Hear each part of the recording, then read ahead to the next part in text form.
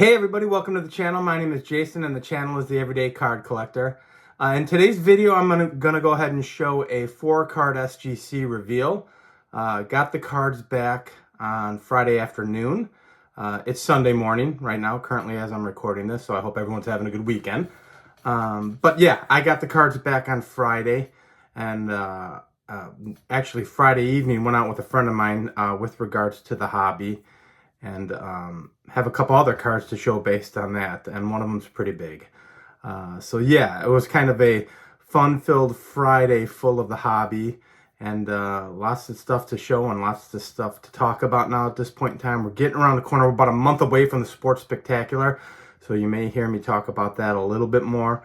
I need to get wanted to get a kind of a string email, or not a string, a chat going with some of the people who had mentioned they might be going, so I'll probably do that later today to kind of kick that off and see where we stand there. But yeah, a lot of cards to show, guys. 4 cards from my SGC reveal, which I was really pleased with. A couple other cards, and then one real big card at the end that was it's pretty big for me at least. So based on that, I'll get the camera turned around and we'll take a peek at everything and have some fun looking at cards. So let's get into it.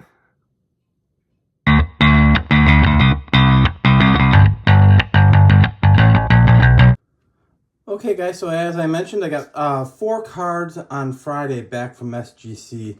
Actually sent out a group of 10 cards.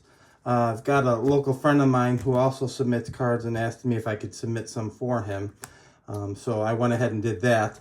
I won't share his cards because those are his cards, but what I will share is, just because I was doing that for him, he was nice enough to gift me that, which I think is awesome. And I actually don't have it. I've got a ton of the 1960s. I did not have an Eddie Matthews. So thank you, Mike, for that gift. That is very cool. You didn't have to do it. I enjoy sending our cards out. But I definitely wanted to show that because that was a kind gesture from my buddy Mike, and a cool card. So yeah, so that's the first one I'll show. Then I'll go ahead and get into the cards that were graded. So the first card, I've shown it on the channel before. It was actually a gift from my man Topher, Cincinnati Kid, and I even said it when I opened up the gift on the channel. I said, "This thing is so nice, I'm going to grade it." Well, yeah, it was the first thing I graded along with 3 other cards. So I went ahead and graded it, and it's the 57 Mini Minoso, and got the CG or SGC 5. Sorry about that, guys. Beautiful card, beautifully centered. And that's, I actually didn't write down grades on these 4 cards, guys. Typically I do. I will tell you, I guess I kind of fell in the range. I really don't care. Some of them exceeded it. So this I thought was right in the range, just by looking at it. But I just wanted to get these 4 cards in case. I love how they look in the holder, and the number wasn't too important to me. So I didn't even write them down. As to, a lot of times I'll do that guess, and I didn't even do that here. So, but yeah, so that was the first card. We're super excited about that. My gosh, Topher, again, thank you. My man CK, I've got something that I'm working on getting back to him, kind of as a thank you to a fellow Rush fan. So again, Topher, thank you very much. Next card I got has also been on the channel. Actually bought it in Columbia, Missouri, when I was with Billy Ballgame and Chris. There was a dealer that I had met there the night I got there when I was having drinks with Chris. His name happened to be Jason as well, if I'm not mistaken. And I bought an ungraded card from him and got it graded. And I'm really, really pleased with how this card looks. And it's my 1952 Ina Slaughter, graded a 3.5. Look at the centering on that thing. Isn't that thing beautiful in that tux? I just absolutely love it. So really happy with it. Looks fantastic. It's actually, we all know about how iconic the 52 set is, and I just think that's a beautiful card. So I was really thrilled with that as well. So that was my 52 Topps Ina Slaughter. So that's kind of my golden era stuff, guys. I got a little pre-war. One has been on the channel. One is going to make its debut on the channel. It's never been on the channel. I was getting in, if you guys, a couple videos ago, I had mentioned I was getting into the 1936 Gaudi wide pens. Because I was watching the match game of John Mangini and my good friend Aaron at Value Vintage Cards. And because of that, I purchased the 1936 Luke Appling. wide pen. So bought it ungraded. I thought it was really nice. Got it graded. And there it is in a 4.5. And I want to explain real quick. I just said 1936 because I wasn't real familiar with the Gaudi wide pens. And because I bought this, learned a little bit about them, there are actually 1936 and 37 issue wide pens, type 1 through type 4.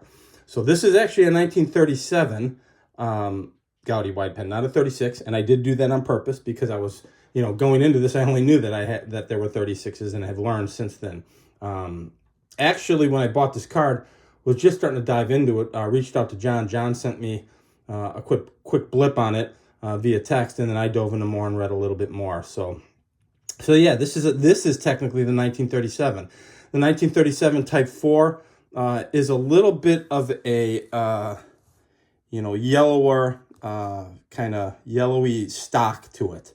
Actually looks a little bit older than the 36s, and this is the 37. So yeah, blank backs.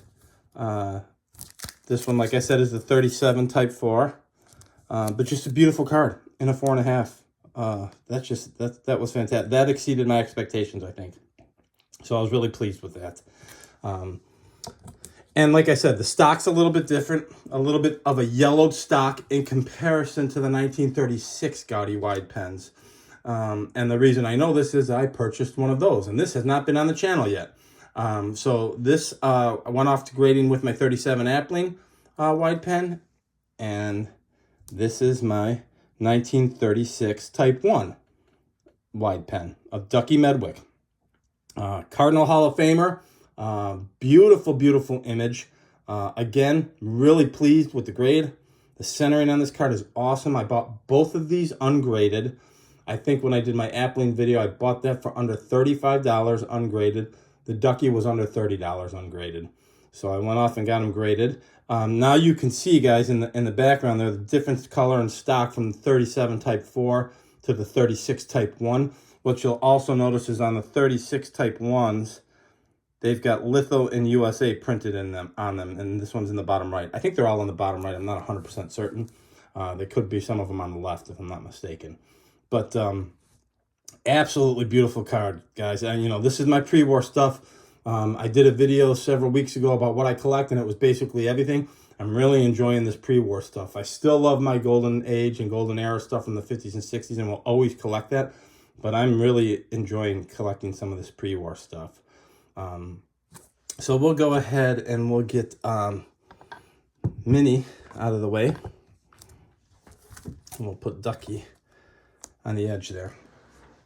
So yeah, that was my 4-card grading return, and I was really pleased with the guys. And that happened Friday afternoon. Cards came in Friday afternoon while I was working, but I had plans on Friday night. And my plans on Friday night were to go out with a friend of mine and just have a couple drinks. My buddy Joe actually met him at Strongsville. So those of you who went to Strongsville last year, a few of you might know Joe. I've mentioned it on the channel several times. Joe is the gentleman who came up to me at the meet and greet in Strongsville when I had about 100 subscribers or less and said, I watch your channel. So I was pretty stunned by that. So we ended up striking up a conversation at the meet and greet. Have since become friends, good friends, chatting back and forth in text. But he doesn't live that far from me. So he's really not that far from me. We found a meeting place about 40 minutes away for each of us and got together and had some drinks. When I met Joe, he had another goofy guy with him. And I found out that this goofy guy ended up being his lifelong friend. They've been friends since high school, and some of you might know him. It is Aaron at Value Vintage Cards. So yes, that is when I met Aaron, and Joe was at Strongsville, have since become good friends with both of them. Awesome human beings. By the way, on a side note, little self-promotion, please check out the Mount Rushmore show on Aaron's channel, Value Vintage Cards. Aaron and I are doing a reoccurring show. We're not certain if it's going to be weekly or bi-weekly or monthly, but whatever it is, we did our inaugural episode, and it's called the Mount Rushmore show. We debate and chat and show cards of the 4 greatest players of any particular topic. since this was our inaugural episode, I'll be a spoiler. We did it on the White Sox. He's a White Sox fan, and so am I. So we just kind of did a layup. It was a layup for the first one. But our intent is to have guests on the show, show different cards, have a good time, keep a loose atmosphere, and have a blast doing it. And we certainly did it on our first one. So please check that out. It's the Mount Rushmore Show on Aaron's channel, Value Vintage Cards, if you get the chance. Okay, enough plugging, enough self-promoting. So got the chance to got the chance to hang out with Joe. And, you know, this community is ridiculously nice. And, of course, they always bring gifts. So Joe brought me a couple gifts. So he brought me the 69 Tommy John, which is awesome. I did not have it. Thrilled to have it now and add it to the collection.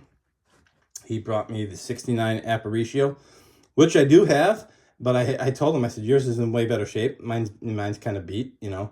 I do collect, as you know, ungraded and graded cards. So I have one of these ungraded. And actually, this one's pretty nice. Not certain if I'm going to grade it or not yet, or just keep it with my 69s. And then because Joe knows, you know, he's a local guy. I'm a local guy. He's a White Sox fan. He knows I enjoy hockey as well. So he got me this bad boy, which I believe, I'm not really good with the sets, guys. I think this is 75-76. And that's Tony Esposito, which is very cool.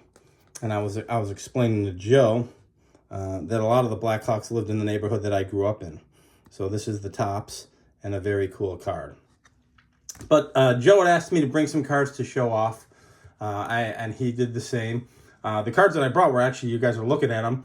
I just got the grades back that morning, so I figured I'd take those. And I took a few others that have been on the channel. And for those who don't know, I know there's a few people who met Joe at Strongsville. I know Steven with the PH is friends with him and talks to him pretty regularly. Joe's a fantastic guy and has a collection probably pretty dang close to Aaron's collection. And all of you who watch Aaron's channel, Value Vintage Cards, knows what an amazing collection he has. Joe is right on par with that. And that is why when I met them, I just said, you know, Aaron Dab mentioned at the time that he was going to start a channel, and I really wanted him to do it because he had such an amazing collection. I said, you have to do it, and has since put out some amazing content, and thankfully we've become good friends because of it. But yeah, so the last big card that I've been holding out as a teaser. So Joe brought some cards. Well, actually all of them were super amazing. One modern card, which he is not known for, which was very cool.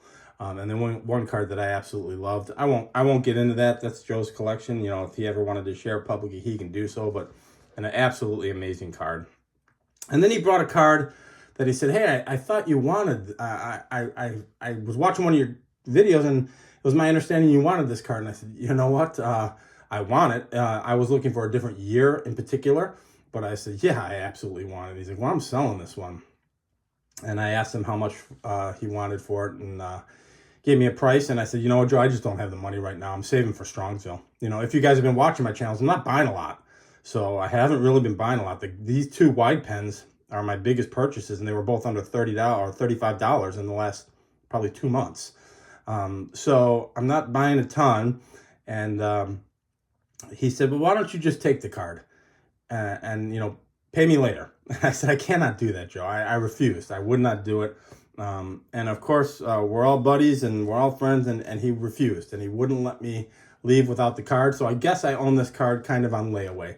And Joe knows I'm good for it, and I'm going to get it to him. And he said, "You don't need to get it to me for quite some time, and he'll get it sooner." He doesn't think he thinks I'm going to get it to him at Strongsville or something like that, but I can't do that. That was just too kind of a gesture. But I'm so excited to have this card, guys.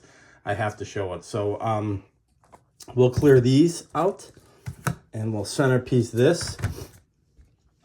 It is the first card I own of this particular player in my collection, and I couldn't be more excited, guys, and it's in beautiful shape.